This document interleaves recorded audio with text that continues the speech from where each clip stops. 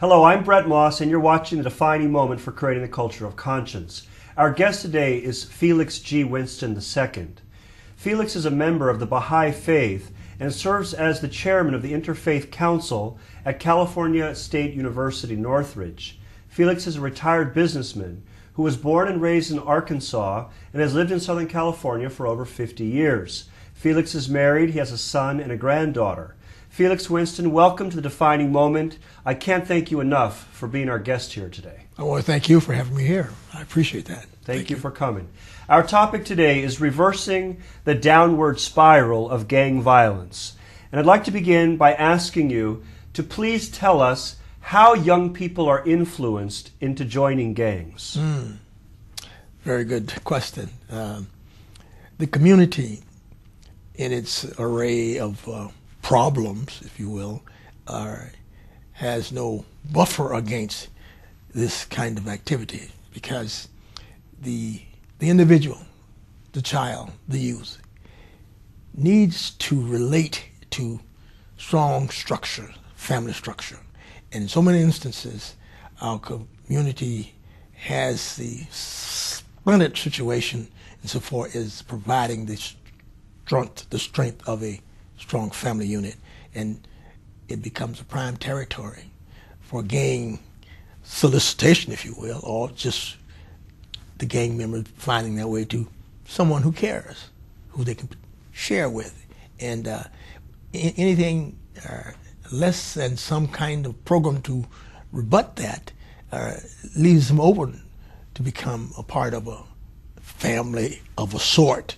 And we see the results in terms of the intimidation that goes with recruiting and the gang member finding it necessary to demonstrate belonging.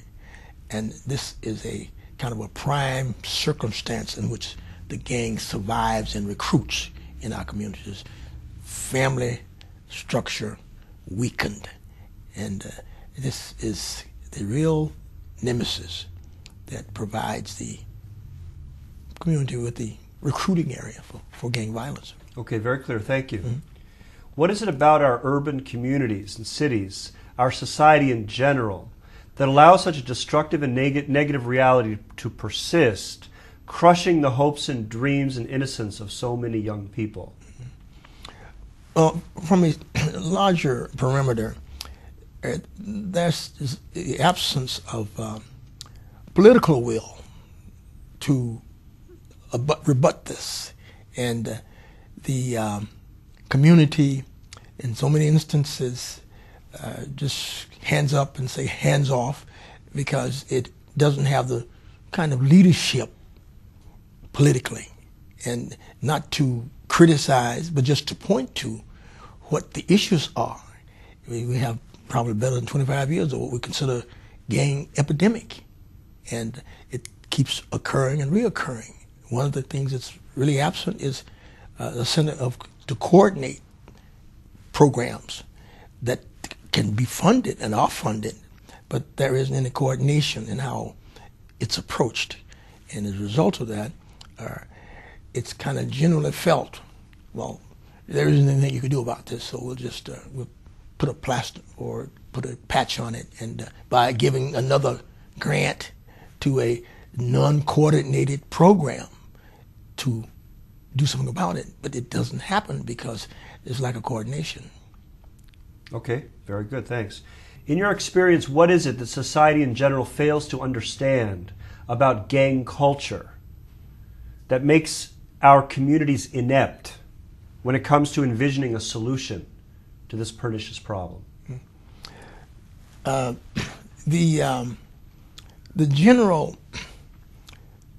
program or problem that kind of overrides in the culture and our general materialistic approach is that the dollar is sovereign, and with that being very pronounced, we see that in other areas where, for the sake of a deal, to produce a profit, it's kind of any boundaries are overridden to produce a profit without regards to the benefit of the human element or promoting well-being for the community. A good example is the type of products that are available as a result of the gang culture. Very pronounced. It's economics. That's a profit. It sells. So the general community is not really, you might say, upset. They allowed the community to be raged and upset and worked over for profit. And of course, the gang element or the people who are part of that culture believe that you gotta get the dollar.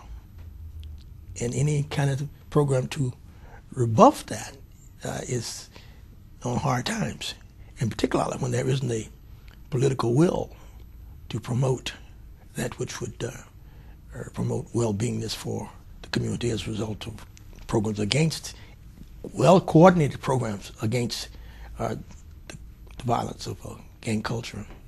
And we kind of sit and watch it and say hands off because there's nothing we can do about it. And that's not true. Okay, very good. Thank you. Now, you mentioned the sovereignty of the dollar. How does the marriage of corporate profits and the hip-hop culture feed gang behavior and lifestyles? That's a good example. The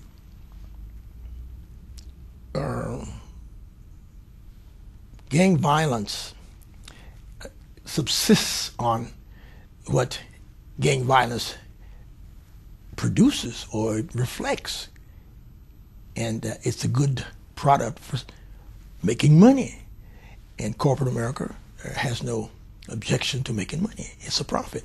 So you literally, on the backs of these unfortunate youth, unfortunate in the sense that they buy into, we got to make some money, we got to make it. And this is what we do. We promote it, we sustain it, and it sells. And none of that profit, if you will, is plowed back into probable programs that could in fact have something to do with providing a better climate, a better environment so that the gang culture doesn't proliferate. And so the profit, the sovereign dollar, or the sovereignty of a dollar is quite reversed from the sovereignty of the principles of well-beingness for the community. And it essentially elevates the hip-hop artist to the status of princes and kings. Absolutely. And the message that they're giving to the young people is one of degradation, oftentimes. Absolutely. And it points to the hands-off because of the dollar. And let them keep doing it and promote them doing it. And it's without saying is that if there's nothing to replace this kind of mentality, then it will be continuously carried on and considered profitable and good. And those who are experiencing the benefits, if you will, are not really experiencing benefits for the community, and the community is still involved in that. And so it becomes a problem of how do you deal with the sovereignty? And this is true across the board in economics, materialist society, is that the dollar, however you arrange it, the ultimate is to make a profit. You're talking about capitalism when there's no conscience present. It's very well put. Very well put. Absolutely. And it's kind of a rude awakening as to what's necessary when you're dealing with the sovereignty of the dollar, is how to reverse and bring the sovereignty of, I'll say, religion or well-beingness, which has to find its bedded in well-beingness by religious principles. Okay, very good. Thank you. What are the fundamental issues which, in your view, need to be addressed in order for a major breakthrough to occur, which would allow for eliminating gang violence altogether? The word is education. And of course, when you get into the education, you get into the institutions that provide that, the education system and the religious community. The interfaith approach is something that I think can really be effective. Please tell us more about that, because you are an expert on interfaith work, and not all of us are. So if you could explain to us what's involved in interfaith work, I think that would be very useful. Right. The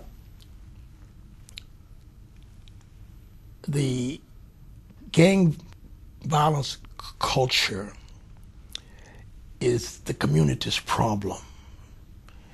It's like the sun. It's everywhere. There is no containment of it.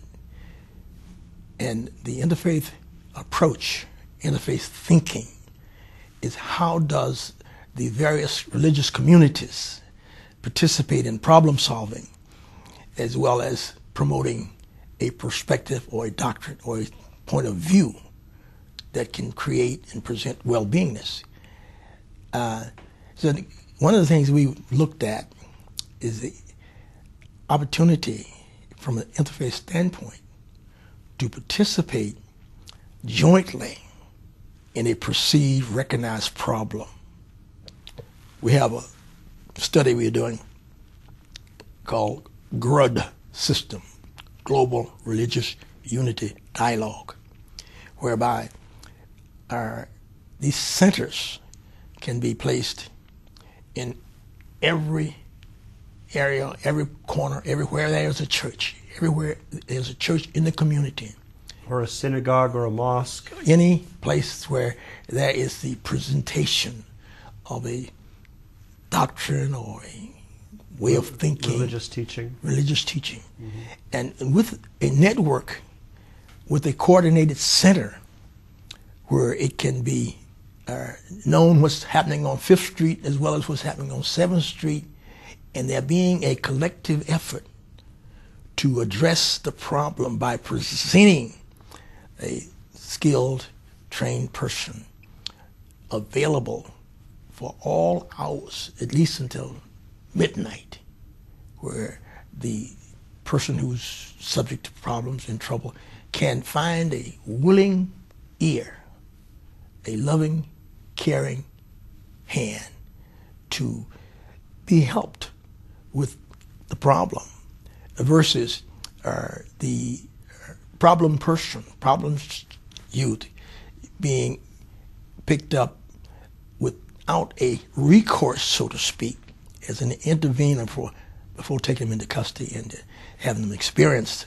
what will usually lead to another experience of the same sort. See? Yeah, well, often if they go into the penal system, they just become better criminals, so to speak. Absolutely, absolutely. And at the same time, there has not been that initial caring for a 12-year-old who's not home, has no home to go to, and at the same time, he does know about what's happening at the GRUD Center. He's familiar with it, or the community makes it known that there's a GRUD Center. So as he wanders in there, he is then given some care,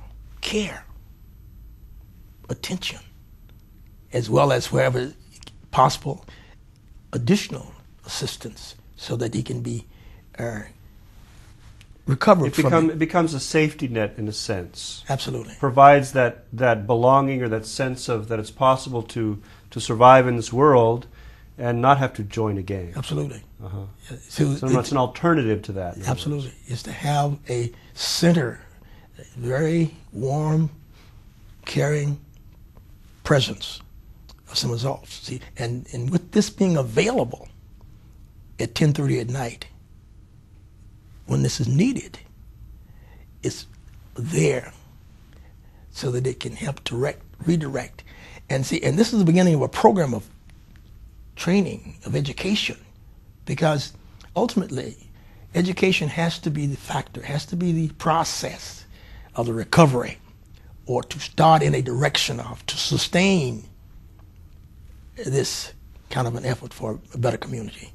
Because otherwise you have a patch job done, and you end up doing the same thing, and you end up doing the time, and end up getting into the prison system, And of course, this is not exactly a political will thing. This has to be the will of the community, approaching it from the standpoint of saving the kids from the gang culture by providing care that's probably short at home or non-existent at home, because this is a way to take the community back, as we say, from this culture by providing the education. And it's done by caring. See, anything we have ever accomplished as a civilization has come because of the education first. And then we can see the fruits, and the fruits themselves will be the best manifestation of development for the community and the handling the gang problem. Okay, very good. And so where should religious leaders start in order to begin to implement such a program in their community or in, say, all of Los Angeles? How does something like that get off the ground? Yeah. Well, we envision this as an active presentation to the interfaith community with the focus on the gang problem, educating the community as how it can get involved, the interfaith community, because we, in the interfaith work, we're about the well-beingness. We're about precepts, moral training, moral teachings, and how to enhance that as the thing to hang on to and to grasp onto, the hope.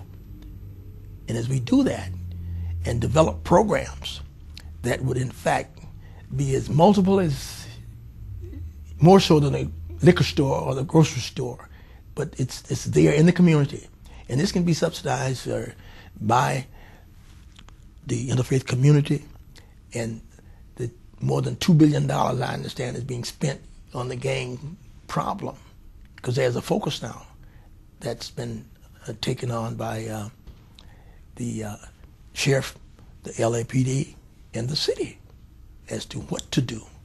And see, the effort with the interfaith community and with the city and the county and the state. The state has a program that they're working with for these communities that are epidemic in this activity about the gang problem.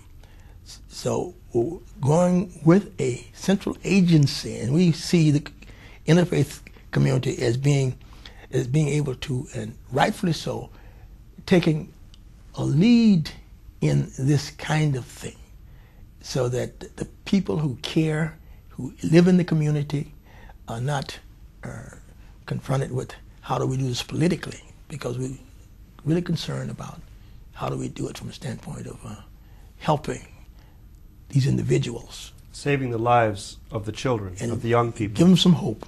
Mm-hmm.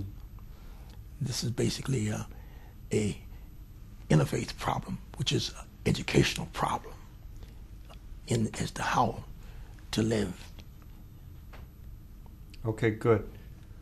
Tell us what kind of programs or educational training you envision taking place at centers such as the ones you mentioned, GRUD centers. What type of education do these young people need the most? Well, the term GRUD is referring to a global religion unity dialogue. Now, one of the fundamental problems with the faith community faces is crossing the difference of doctrines and approach, whereas in the case of the gang epidemic, it's the common problem and everybody in the community experiences. So when there is a definite presentation of a sort that begins to erase the differences as a problem solver, and it becomes a common problem, and the material that's taught and that is learned that bridges a gap between the members of the community at large in general becomes a medium wherein we can address the epidemic of gang violence and become one that the interfaith community in itself can start to bridge the gap of differences because of what the objective is for the benefit of the community versus the gang culture. Now, in a sense, the religious leaders themselves, in order to really authentically be a part of an interfaith community, they have to do some transcending of their own, don't Absolutely, they? absolutely. What do you envision happening? There has to be, in a sense, an education for them as well. Right. This is what the GRUD team would bring. Would be addressing the basic differences that we are entertaining, and as we become familiar, comfortable in a medium of dialogue, this is the community. Then we are creating the environment for the problem solving.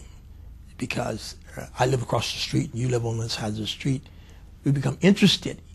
You belong to one faith group, I belong to another, and normally we respect each other and tip our hat, but then we got this problem.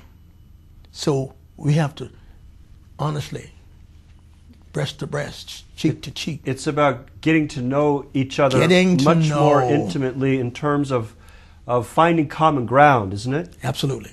That yes, there are doctrinal differences that divide people of faith, but the common ground that religions have is much, much wider and broader and more profound Absolutely. Than whatever doctrinal differences Absolutely. exist. And see, and by having the dialogue centers, see, it serves everybody.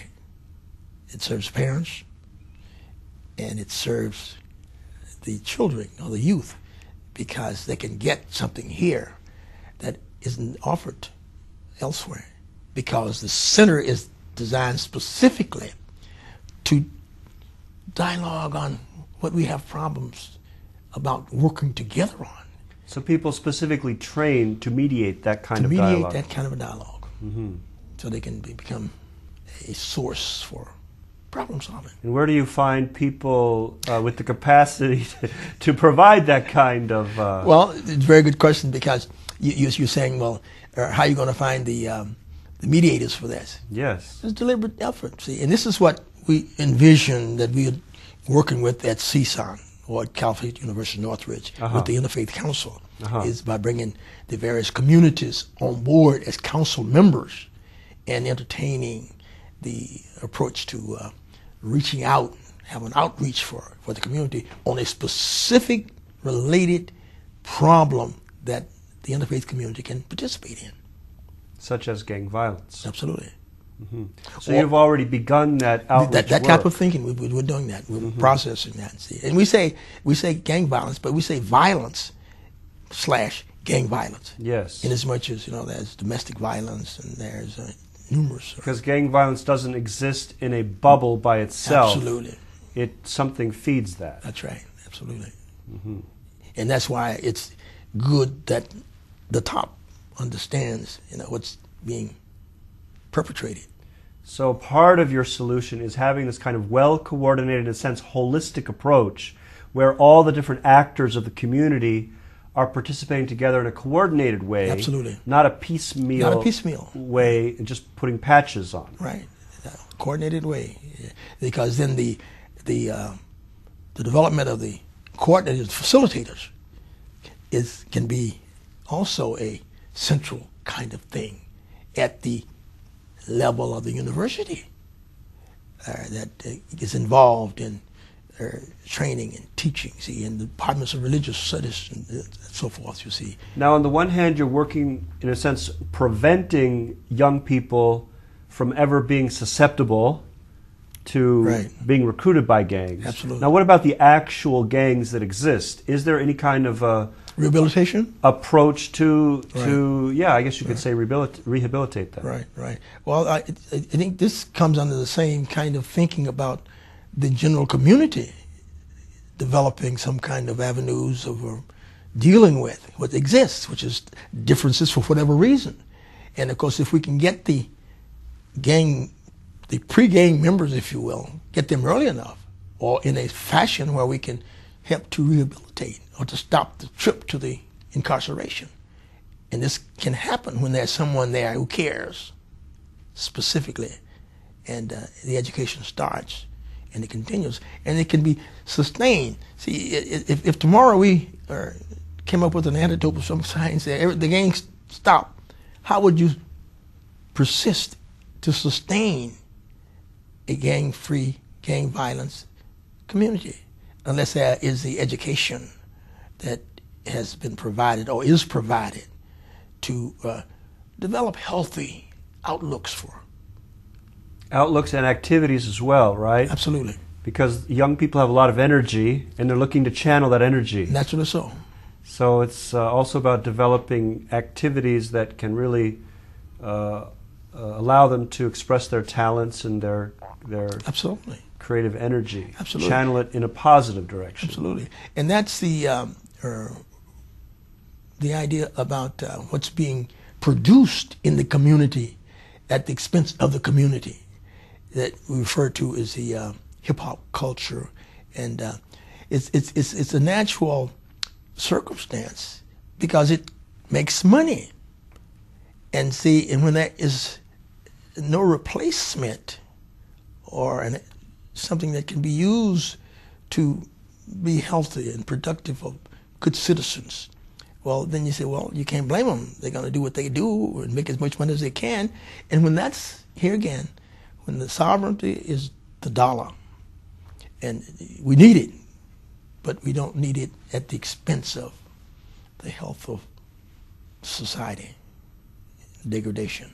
Yeah, well, people's lives are hanging in the balance of that particular game that these corporations are playing. Absolutely. They're playing with people's lives, essentially. Yeah, it's without any regards. And so we, it's a culture of death, and people are profiting from absolutely, it. Absolutely. And the society in general stands by and lets it happen. Absolutely. And knowing full well exactly what's happening. And it becomes politically expedient to, well, we shift, we move, and that's the way it goes. And it without regards to what the problem really is and how it can be attended. So here again, when you get if you will, amoral community, amoral thinking, amoral approach, and then this is developed and it's nurtured, then maybe we'll get the support we need from the political will because somebody has taken the lead. Okay. Well, on that note, Felix Winston, I want to thank you so much for being our guest today on The Defining Moment and sharing your very inspiring, visionary approach to how we as a society can reverse the downward spiral of gang violence. Thank you so much for being our guest today. Thank you so much for having me. Really appreciate it. You've been watching The Defining Moment for Creating the Culture of Conscience. You can find us on the internet at www.definingmoment.tv. Thanks for watching and have a great day.